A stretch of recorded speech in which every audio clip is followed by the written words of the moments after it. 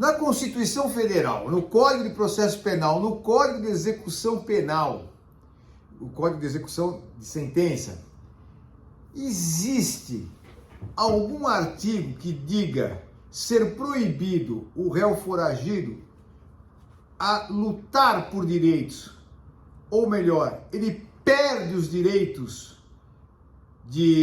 da sua personalidade humana porque ele está foragido?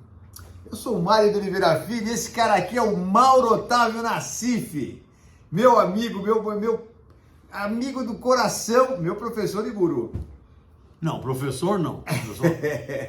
E você? Eu fui professor do seu irmão. Também. E você? Você está no Papo de Criminalista. Professor Mauro Nassif. Esse assunto é muito interessante e o Marinho vai comentar com vocês, e eu também, mas ele vai começar essa questão. O réu agora transitou em julgado. Definitivo. Transitou em julgado, está condenado. Condenado, vamos supor, a 4 anos. O advogado lutou, Mauro? Lutou. Agora está condenado. Mas não deu certo. Não deu certo, 4 anos de reclusão, ou 2 anos de reclusão. Mais. Ou 8 anos de reclusão. Agora sim. Muito bem. Ele, então, ele quer postular perante a vara das execuções criminais. Ele é primário de bons antecedentes. Ele quer postular algum direito, uma detração, uma remissão, qualquer direito. Muito bem. Mas diz a lei de execução penal que primeiro ele deve se recolher ao cárcere para depois postular. Tá certo isso, Marinho? Tá errado. Vamos supor, durante o processo, o sujeito foi condenado, transitou em julgado, vamos lá, pena de 7 anos. Isso. Mas ele ficou preso mais de 3, preventivamente, o que infelizmente não é incomum, né, Mauro? Não. Muito bem. O juiz, na sentença de primeira instância, não faz a detração penal a que ele tem direito. Com aquela conversa, não, isso quem tem que ver é o juiz das execuções. Ele recorre e tal, vai para o Tribunal de Justiça, o Tribunal de Justiça fala, não... Execução. Está confirmada a sentença, ele tem que ser preso.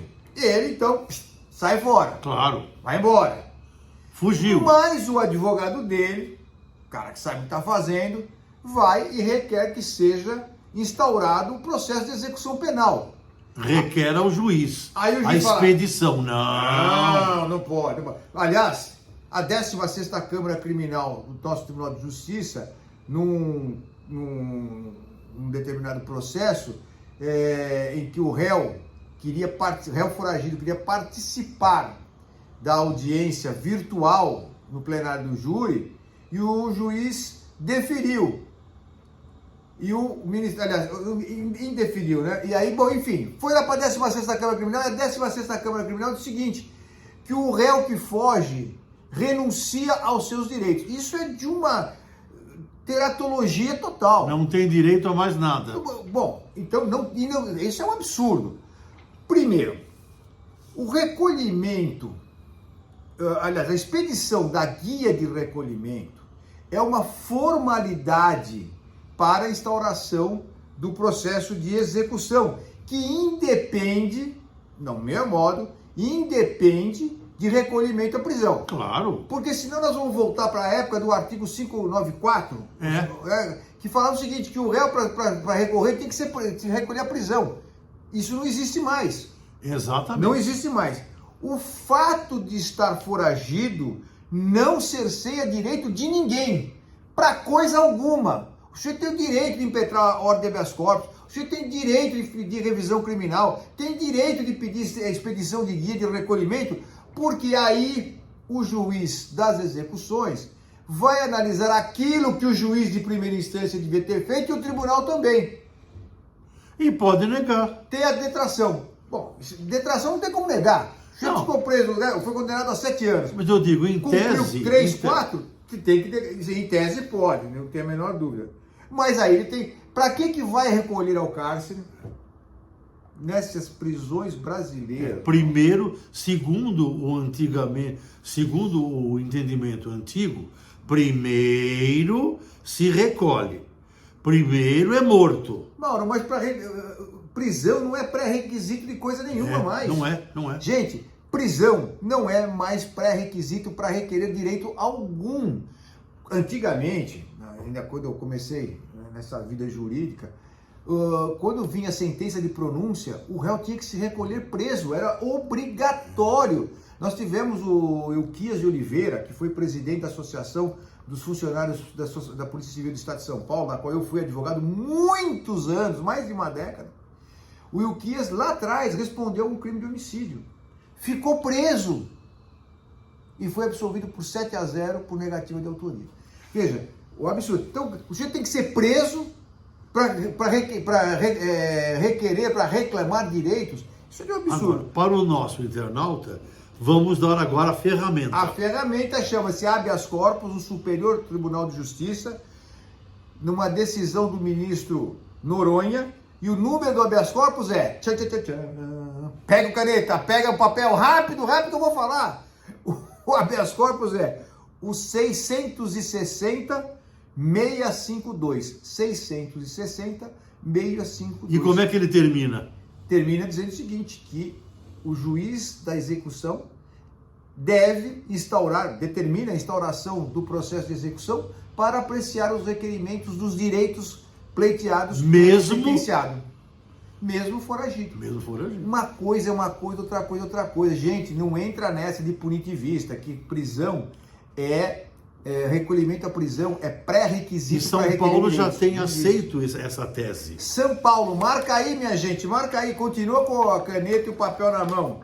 000, são 3 zeros, 000-9021 -52 ponto 2022, fresquinho, agora 8.8.26.0576. Vou repetir.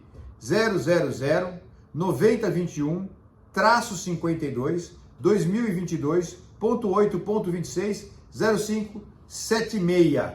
E também, se você quiser dar uma olhadinha aí, dá uma olhada no HC do STJ 214.916, que fala sobre a participação do réu foragido em processo. Marinho, um segundo. Que fique bem claro o seguinte: o juiz da vara de conhecimento, ele, antigamente, antes dessa nova tese, não expedia a guia de recolhimento para o réu que transitou em julgado. Não expedia.